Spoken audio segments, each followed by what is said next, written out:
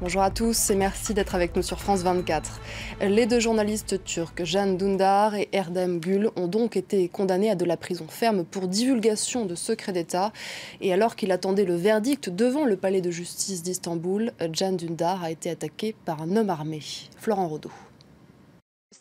Cette journaliste turque est en plein direct quand soudain, des coups de feu retentissent devant le palais de justice à Istanbul. Un homme, un pistolet à la main, a tenté de tirer sur le journaliste d'opposition Can Dündar, jugé ce vendredi. Rapidement, la police intervient et le tireur jette son arme. Il se rend sans opposer de résistance. Dans cette attaque, un reporter qui couvrait le procès a été légèrement blessé à la jambe, mais Can Dündar, qui se trouvait dehors pendant les délibérations, est lui indemne. Je vais bien, il n'y a pas de problème. Ceci est une menace, ces choses peuvent se produire.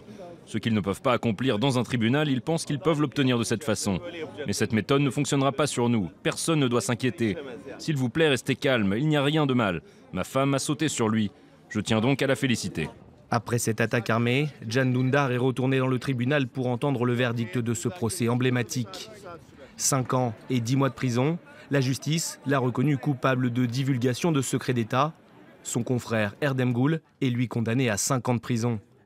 Les deux reporters sont devenus des figures de la contestation en Turquie en révélant il y a 2 ans comment le régime islamo-conservateur livrait des armes aux groupes djihadistes en Syrie.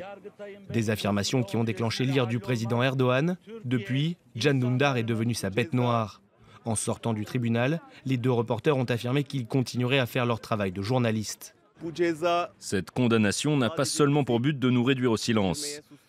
Ces balles n'ont pas été tirées seulement pour nous faire taire, nous supprimer ou nous empêcher de faire du reportage.